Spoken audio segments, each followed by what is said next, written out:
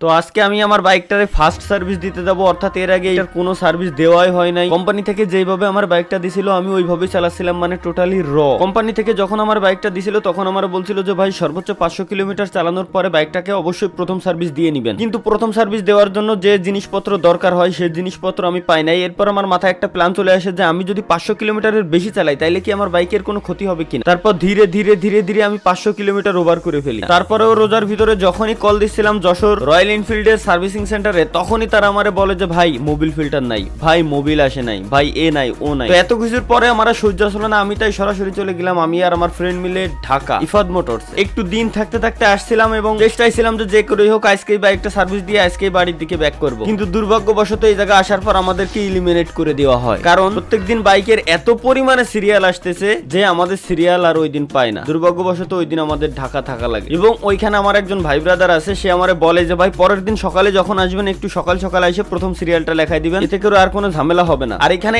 এত পরিমাণে সিরিয়াল যে আপনারা গাড়ির রাখা দেখলেই বুঝতে পারবেন, একটা গাড়ির পিছনে মিনিমাম 2 ঘন্টা সময় ব্যয় করতে হয় একজন ব্যক্তির, কিছু না হলেও 1 ঘন্টা সময় লাগে একটা গাড়ির পিছনে। আর এইখানে প্রতি মিনিটে মিনিটে এত পরিমাণে গাড়ি আসতেছে যে দুপুর 12টার ভিতরে পুরো সিরিয়াল বুক হয়ে যায়। দুপুর 12টার পর থেকে আর কোনো সিরিয়াল নিতেই পারে নাই তারা। যাই হোক, পরের দিন সকাল সকাল যত দ্রুত সম্ভব আমরা আইসে আগে হচ্ছে গাড়িটার বুকিং দেই সার্ভিসিং এর জন্য। কিছুক্ষণ পর আমার সিরিয়াল চলে আসে আর আমার যে ভাই ব্রাদার এই জায়গায় এসে ওই ভাই গাড়িটারে নিয়ে সরাসরি চলে যায় টেস্ট রাইড, এবং আমার কাছে বারবার জিজ্ঞেস করতেছিল যে ভাই গাড়িটা তো ওভার রাইড করে ফেলছেন। আমি বললাম হ্যাঁ, এতে করে কি কোনো সমস্যা হবে কিনা। বলছে যে ভাই না, কোনো সমস্যা নাই। টেস্ট রাইডে পাঠানোর আরো একটা কারণ আছে, সেটা হচ্ছে কি আমার গাড়িতে অটোমেটিক গিয়ার পড়তেছিল, অর্থাৎ ক্লাচ ধরা ছাড়াই গাড়ি যদি আমি গিয়ার শিফট করি তাহলে অটোমেটিক গিয়ার পড়তেছিল। এরপর ভাইয়ের কাছে এটা বলার পর ভাই বলল যে ভাই প্রথম সার্ভিসের পরে এরকম টুকটাক যত সমস্যা আছে সবকিছু সমাধান হয়ে যাবে, এগুলো সার্ভিসের আগে হয়। এর থেকে বুঝতে পারলাম কোম্পানি হাতে কয়েকশো কিলোমিটার ধরেই দেন হচ্ছে 500 কিলোমিটার আমাদেরকে রাইড করতে বলে। তাছাড়া ভাই আমি যদি ঢাকা টু লহগড়া এবং লহগড়া টু ঢাকা আসি, এতে করেই তো আমার প্রায় 300 কিলোমিটার শেষ হয়ে যায়। যাই হোক, এখন শরীরের এই অবস্থা নিয়ে অনেক কথা বলতে পারে, তার আগে বলে রাখি ভাই আমরা এটা সার্ভিস দিতে গেছিলাম রোজার ভিতরে 25শে রমজানের দিকে, তাই বুঝতেই পারতেছেন এই কড়া রোদের ভিতরে আসলে শরীরের কেমন অবস্থা হইতে পারে।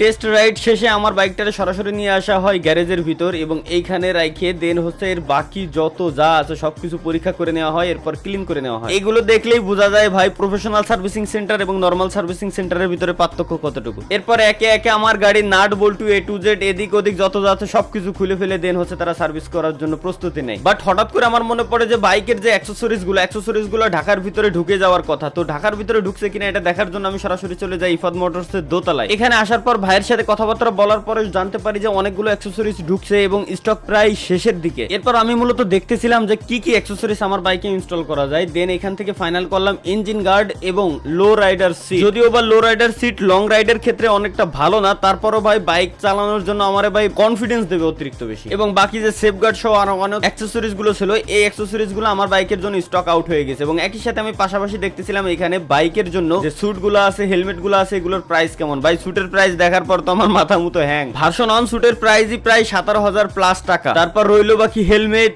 এবং শু।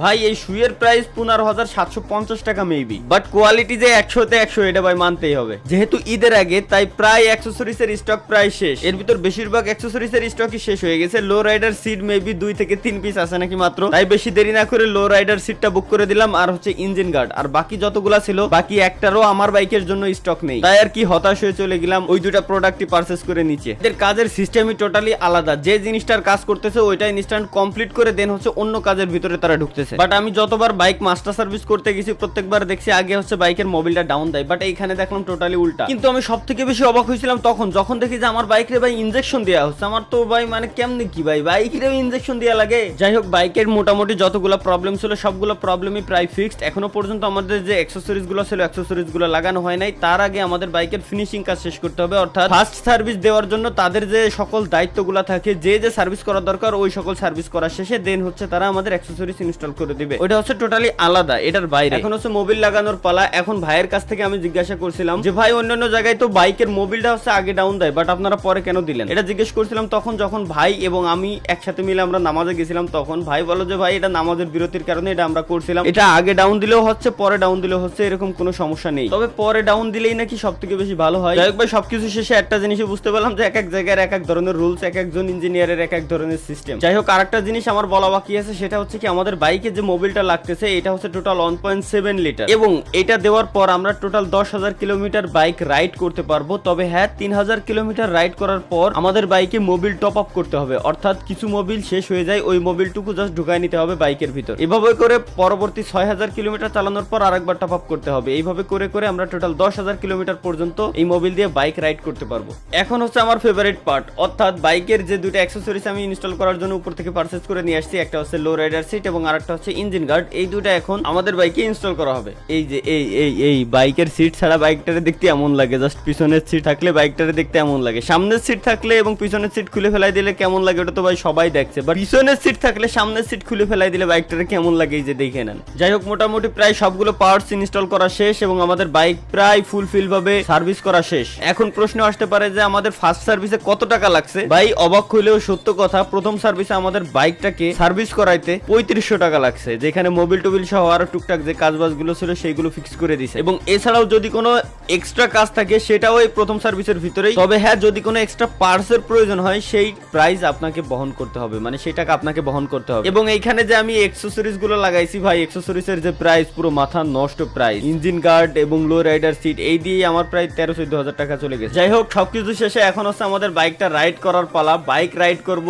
এবং লো রাইডার সিট লাগানো, তাই ভাই এত বেশি ভালো লাগতেছিল বলে বোঝানোর মতো না। আর ভাই লো রাইডার সিট আসলেই লো, তবে ভাই অনেকটা লো না, এখানে প্রায় 1 ইঞ্চি বা 2 ইঞ্চির মতো সিটটা লো হয়ে যায়। দেখতেই পারতেছেন আমার পা পুরোপুরি দুই পাশে পুরো ফিট হয়ে গেছে। আর ভাই এতে করে আমার বাইক চালানোর যে কনফিডেন্সটা আরো বেশি বেড়ে যাবে। প্রথম সার্ভিসের পর আমার বাইকে যে ইস্যুগুলা ছিল, যেমন আমি বলছিলাম যে গিয়ার অটোমেটিক পড়তেছে, বাইক রানিং এ থাকা অবস্থায় আমি যদি ক্লাচ ধরা ছাড়াও বাইক এর গিয়ার শিফট করি সেই ক্ষেত্রে অটোমেটিক গিয়ারই পড়ে যাচ্ছিল। তো এই সকল যত সমস্যা ছিল সব সমস্যার সমাধান হয়েছে। এবং সবথেকে মজার ব্যাপার হচ্ছে কি, বাইকের সেকেন্ড যে সার্ভিসটা ওইটা হবে হচ্ছে 5,000 কিলোমিটার পরে, কিন্তু বাইকের যে মোবিল এইটা যাবে টোটাল 10,000 কিলোমিটার। সুতরাং আমার দেখার পালা যে সেকেন্ড সার্ভিস দেওয়ার সময় তারা কি আমার বাইকের মোবিল ফুলফিল ভাবে পরিবর্তন করবে নাকি করবে না। সবকিছু শেষে কলিজার ভাইগুলারে একসাথে ডাক দিয়ে একসাথে ইফতারি করি, দেন আবার সেই জ্যামের ভিতর দিয়ে বাড়ি। পরিশেষে ভাই একটা জিনিসই ভালো মতো বুঝতে পারলাম, সেটা হচ্ছে কি ভাই আসলেই এই বাইকটা হাতি। একে তো হাতির মতো ওজন, নাম্বার 2 যখন এর খোরাকের প্রয়োজন হবে অর্থাৎ খাবারের প্রয়োজন হবে তখন এর পিছনে অনেক টাকা খরচ হবে।